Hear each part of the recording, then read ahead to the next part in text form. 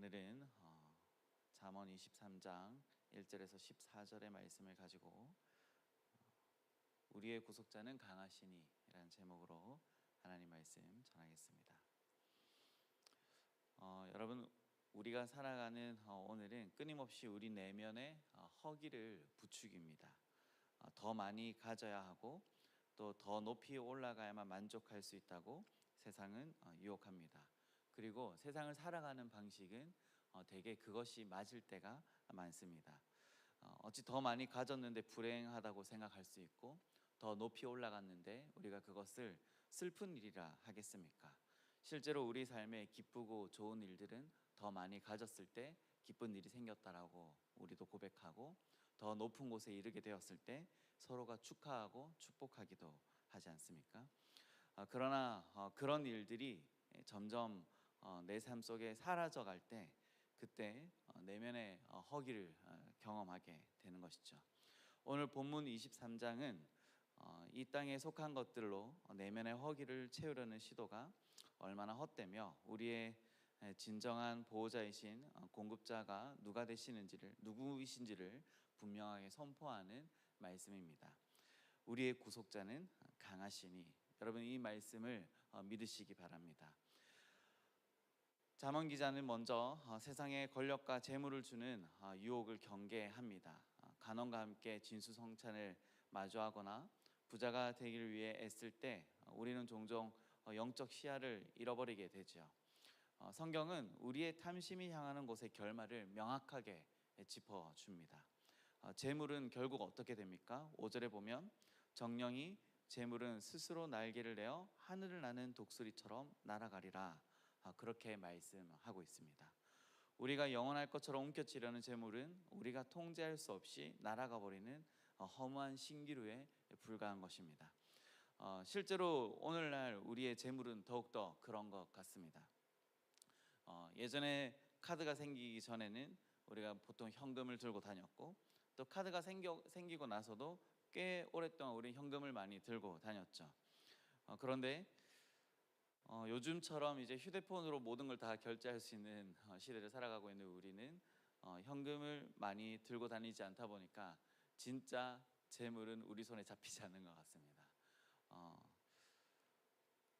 나에게 얼마의 재물이 있는지, 얼마의 물질이 있는지 명확하게 아는 사람도 있지만, 저 같은 사람은 별로 그런 거에 신경을 안 쓰고 살아가는 사람이라서 제게 얼마의 돈이 있는지 잘 모를 때가 많습니다. 최근에도 식사를 하기 위해서 맥도날드에 햄버거를 사러 갔는데요. 제가 요즘에 용기가 붙어서 드라이브 스루로 바로 가거든요. 네, 그래서 눈치코치스로 말하기 위해서 저는 제일 먼저 앞에 가면 검정 색깔 기둥에다가 말을 해야 되잖아요. 그럼 저는 그걸 가감하게 통과를 합니다. 네, 그래서 돈을 받는 그 점원이 있는 곳에서 설명을 하고 주문을 했습니다. 그리고 당당하게 휴대폰을 딱 댔는데 뭐가 안 되는 거예요. 그래서 제가 도무지 이제는 손짓으로 통하지가 않아서 제가 구글 번역기로 무슨 문제가 있는지 얘기 좀 해주세요 하고 줬더니 그분이 통장에 잔고가 없답니다 라고 하는 겁니다. 열심히 메뉴를 시켰는데 재물은 제 손에 잡히지 않아서 다시 뛰어와서 이주만 목사님께 돈이 없으니 현금 좀 주십시오 이렇게 부탁을 했었습니다. 정녕 그런 일뿐만 아니라 재물은 실제로 우리의 손에 잡히는 것 같지만 잡히지 않을 때가 많습니다. 있었던 것 같은 돈들이 사라질 때가 많고, 또 예전의 부유함을 말하는 분들도 많이 있죠. 어른들의 이야기를 가끔 들어보면 예전엔 다 잘 사셨더라고요. 그런데 아버님이 어떤 일이 있으셨거나 아니면 집안에 어떤 일이 있어서 가난에 처하게 됐다, 그런 일들을 종종 듣게 됩니다. 그때마다 이 말씀이 맞는 거죠. 정령이 재물은 스스로 날개를 내어 하늘을 나는 독수리처럼 날아간다. 영원할 것 같은 재물들이 그렇게 다 사라지고 그렇게 다 통제할 수 없는 것, 그것이 바로 물질의 세계이고 자본의 세계인 것입니다. 악한 눈을 가진 자의 음식을 탐하면 어떻게 되겠습니까? 겉으로는 호의를 베푸는 것 같지만 속으로는 이익을 계산하는 악한 눈. 이 악한 눈은요, 눈매가 매섭거나 그런 걸 뜻하는 것이 아닙니다. 어떻게 하면 더 가질지, 어떻게 하면 상대방의 것을 더 빼앗을지 하는 그런 마음을 뜻하는 것이죠. 이 악한 눈을 가진 자의 음식을 탐하는 것, 여러분 서로가 악한 눈을 가지고 바라보는 것이죠. 8절 말씀을 보면 조금 먹은 것도 토하겠고 내 아름다운 말도 헛된 대로 돌아가게 될 것이다. 여러분, 우리의 입술에는요, 우리에게 어쩌면 좋은 일이 있을 때 입술에서 좋은 말이 나오죠. 그런데 그 반대의 상황, 우리의 물질이 없거나 우리의 재물이 없거나 또 누군가에게 내 것이 빼앗겼을 때 내 입에서 좋은 말이 잘 안 나오죠. 어떻게 해야 할까? 무엇을 해야 될까? 내 입술에서 조금 먹은 것도 토하겠고, 여러분 그 먹은 것마저 토해내는 것도 더러운데 그 입의 아름다운 말도 헛된 대로 돌아가게 된다. 그러니 우리가 다른 누군가의 음식을 탐한다는 것, 누군가의 먹거리를 빼앗으려 한다는 것, 이것은 그 빼앗아서 얻을 수 있는 것보다 그 빼앗아서 얻었든 얻지 못했든 결국 우리에게 남는 그 입술의 말은 아름다운 것은 절대 아니라는 것입니다. 그래서 오늘 말씀은 이 허무한 재물과 속이는 음식을 경계하라고 하는 것이죠. 먹음직도 하고 보암직도 한 세상의 유혹은 결국 우리를 토악질나게 하는 공허함으로 이끌게 됩니다. 탐심의 종착역은 결단코 만족이 아니라 영적인 죽음에 있기 때문이죠. 세상의 헛된 재물에 눈이 멀면 인간은 선을 넘게 됩니다. 10절은 옛 지게석을 옮기고 고아들의 밭을 침범하는 악행을 경고하고 있죠. 그러나 사회적 약자를 짓밟고 자신의 배를 채우려는 사람들을 향해 오늘 말씀 11절은 이렇게 말하고 있습니다. 대저 그들의 구속자는 강하시니 그가 너를 대적하여 그들의 원한을 풀어 주시리라. 우리의 구속자 영원하신 하나님은 고아와 연약한 자들을 지키시는 참된 보호자이십니다. 여러분, 우리는 우리의 것을 빼앗기는 걸 싫어서, 빼앗기는 것을 원치 않아서 이것을 지키려고 하고 그것을 잘 가지고 있으려고 하죠. 그러나 그것을 지키고 보호하고 그것을 가지고 있는 것에는 결코 행복이 없습니다. 거기에는 구원도 없고 거기에는 만족도 없습니다. 그래서 우리는 그 만족을 얻기 위해서 더 가지려고 애를 쓰게 되는 거죠. 사실 더 가지려고 애를 쓰는 것이 미련한 일은 아닙니다. 우리가 지난달보다 이번 달에 실적을 더 올리는 거, 그 실적이 더 올라갔다라는 것은 그만큼 더 열심히 살았다라는 증거 아니겠습니까? 그러나 그것 자체가 목적이 되어서 살아가는 삶은 결코 만족이 없다라는 것입니다. 목사님께서 최근에 말씀하신 말씀 중에 제 마음에 남는 말은 부자는 수입에 마음을 두지 않고 지출에 마음을 둔다는 것입니다. 제가 부자입니다. 저는 늘 쓰는 것만 신경을 쓰지 저한테 어가 얼마나 들어오는지를 전혀 신경을 쓰지 않습니다. 그러니까 계산하다가 돈이 없는 거죠. 분명히 저희 아내가 저에게 편안하게 쓸 수 있도록 항상 계좌에 돈을 넣어주는데 제가 저희 아내한테 오늘 돈 넣었어? 나한테 입금했어? 내 잔고에 얼마 있는지 알고 있어? 저는 확인하지 않습니다. 그냥 쓰고 없으면 또 없는 대로 사는 거죠. 그런데 여러분, 그것이 우리의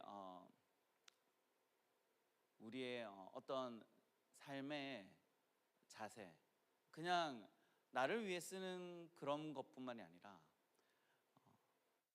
연약한 자들을 살피고 보호할 수 있고 그들을 위해 내 손을, 나의 지갑을 펼칠 수 있다는 것은, 이것은 또 다른 삶의 영역으로 들어가는 일인 것입니다. 삶의 만족과 행복은 어느 정도 나에게 들어오는 것에서 만족하고 누릴 수 있습니다. 그러나 진짜 만족은 어디에 있을까요? 진짜 행복은 어디에 있을까요? 그리스도인들이 쫓아가는 그 복은 어디에 있을까요?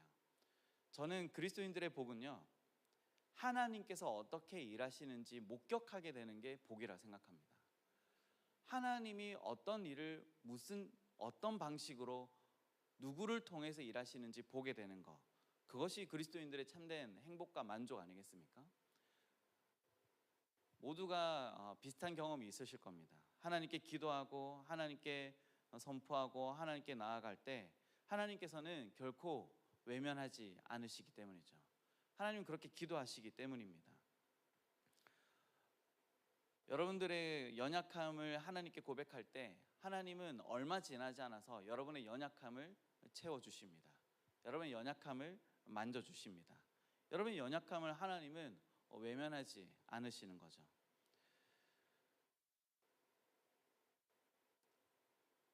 하나님이 어떻게 일하시는지를 보기를 원하는 사람은 하나님께 우리의 마음을 쏟아붓는 사람들입니다. 그러나 내 마음을 다른 것에 쏟아부으면 하나님이 일하시는 걸 바로 옆에서 하나님이 일하심에도 불구하고 경험하지 못합니다. 하나님은 하나님의 일을 하시죠. 그 하나님의 일은 어떤 일이시겠습니까? 하나님은 우리의 눈에도 보이지 않는 저 우주 끝을 확장하는 일, 그것에만 하나님이 몰두하고 계시겠습니까? 우리가 전혀 알지 못하는 제3세계에서 어떤 일들이 지금도 일어나고 있겠죠. 우리가 모르는 어떤 선교사님을 통해서 그 땅에도 복음이 전해지고 있겠죠. 그러나 나를 조명하고 계신 그 하나님께서 그것에만 집중하고 계시겠냐는 것입니다. 하나님은 우주 끝에서도 일하시지만 동시에 우리의 삶 속에서도 분명히 일하시고 내 삶 속에 하나님은 역사하고 계신 것입니다. 그래서 하나님은 우리의 연약함을 살피시고 우리의 연약함을 하나님은 외면하지 않으시고 그 강하신 하나님이 우리의 삶의 주인이 되셔서 내 연약함을 드러내지 않고 하나님의 강함을 드러내게 하십니다. 마찬가지로 우리가 기도하는 어떤 대상들이 분명히 있죠. 연약한 대상들이 있습니다. 기도하는 대상 중에 가장 먼저 떠오르는 대상은 다음 세대이지 않습니까? 우리의 자녀를 위해서 기도하고 우리의 자녀가 하나님의 뜻 가운데 살기를 원합니다. 그런데 그 자녀에게 여러분의 마음을 쏟아붓고 여러분의 물질과 재물을 쏟아부었을 때 여러분 얼마나 우리가 만족할 수 있겠습니까? 얼마나 우리가 그 자녀에게서 만족감을 얻을 수 있겠습니까? 서울대 나온 아들, 너무 좋죠. 그런데 옆집에서 우리 아들은 이번에 유학을 갔는데 그 미국 대학에서 수석으로 입학했더라. 그러면 서울대 갔던 그 기쁨도 어느 순간 끝나지 않습니까? 내 아들은 왜 유학을 못 보냈을까? 내가 유학을 보낼 수 있는 기회를 놓친 거 아닐까? 내 아들에게 그만한 기회를 주지 못한 것 아닐까? 그런 생각들로 늘 살아가는 거죠. 우리가 자녀가 아니라 우리의 삶의 연약한 부분에 우리의 물질과 우리의 생각과 우리의 노력을 쏟아붓는다 하더라도 그곳에서 어느 정도 만족을 누릴 수 있을지 모르겠지만 참된 만족은 거기 없다는 것입니다. 오히려 하나님께서 부어주시는 곳에, 하나님께서 마음을 쏟는 곳에 우리가 똑같이 그 하나님의 마음으로 쏟아부을 때 그 하나님께서 일하시는 걸 보게 되는 거죠. 하나님께서 우리 자녀를 통해 일하시는 걸 보고 싶지 않습니까? 하나님께서 우리의 다음 세대를 통해 일하시는 걸 보고 싶지 않으십니까? 저는 어느 순간부터 한국 교회에 대한 좌절감과 실망감을 포기하고 하나님이 일하시는 걸 보기를 기대하기로 작정했습니다.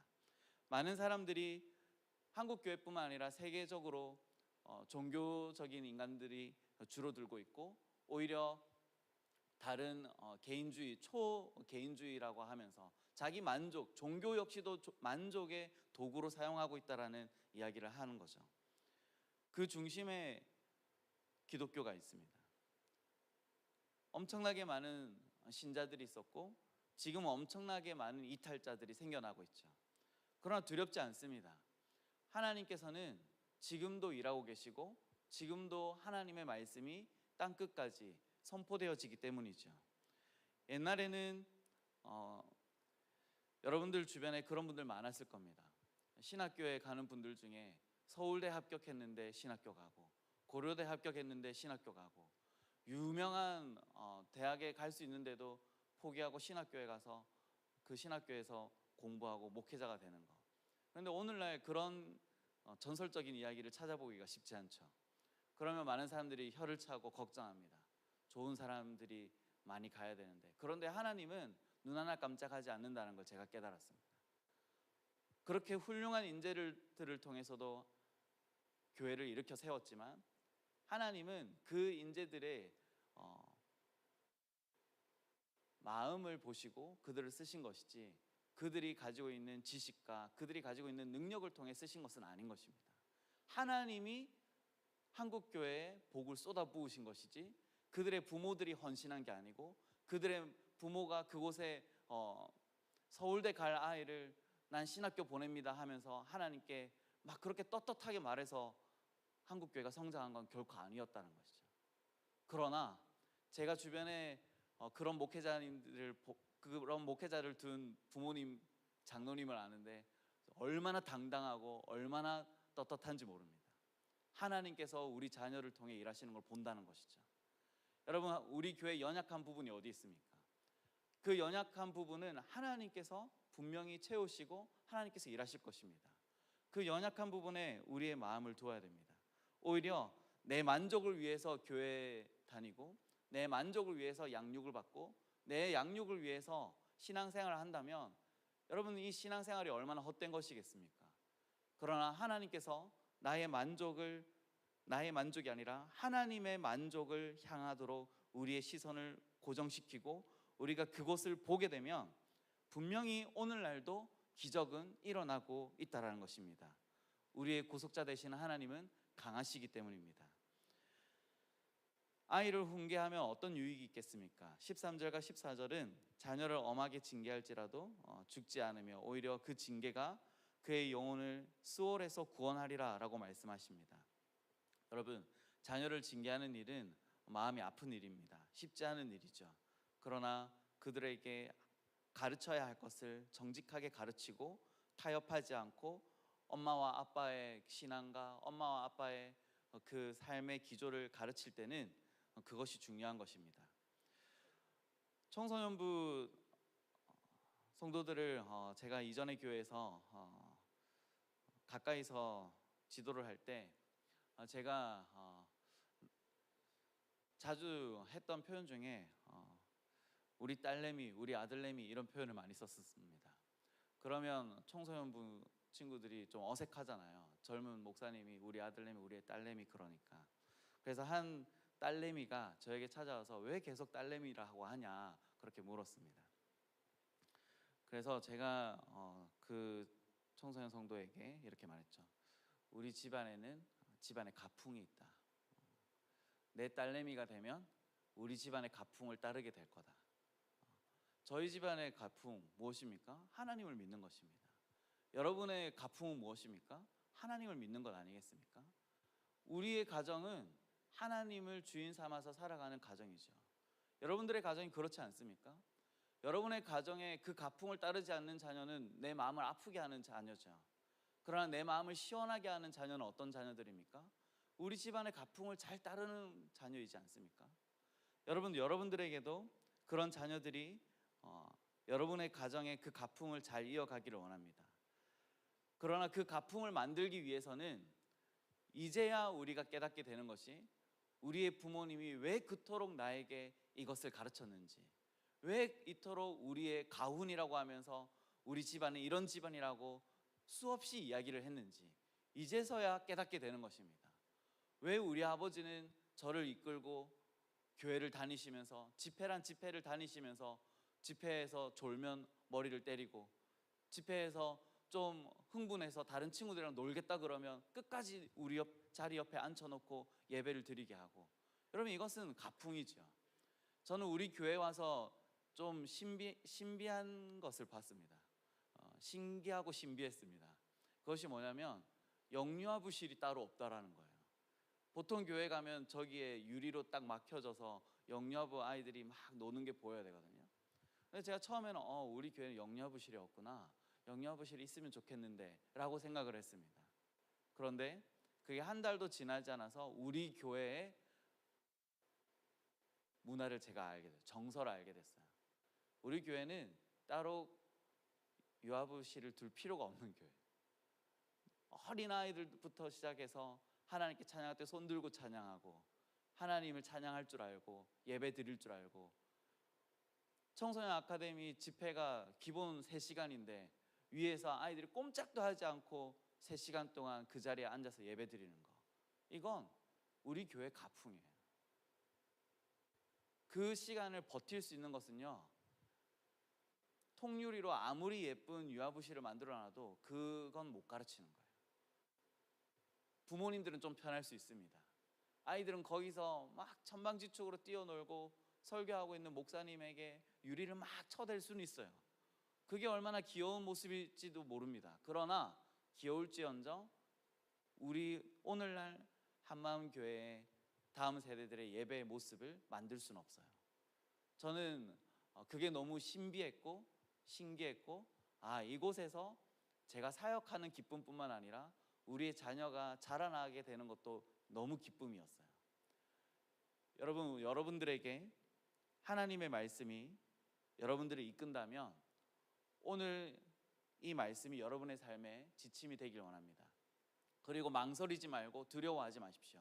물질을 쫓아가지 않으셔도 되고, 또 자녀들에게 신앙을 전수하기 위해서 훈계하고 질책하셔도 됩니다. 그러나 하나님께서 분명히 일하실 것입니다. 외면하지 않으실 것이고, 하나님께서 우리의 마음을 아시고 여러분 집안의 가풍을 하나님 믿는 가풍으로 바꾸실 것이고, 뿐만 아니라 우리가 마음을 쏟았던 그 재물에서 하나님을 향해 우리의 마음을 쏟을 때 우리에겐 부족함 없는 물질도 채워주실 줄 믿습니다. 오늘날 기적은 어디에서 일어나겠습니까? 그 기적은 우리의 구속자는 강하시니 라고 고백하는 그 사람의 삶에서 일어날 것입니다. 함께 찬양 드리겠습니다.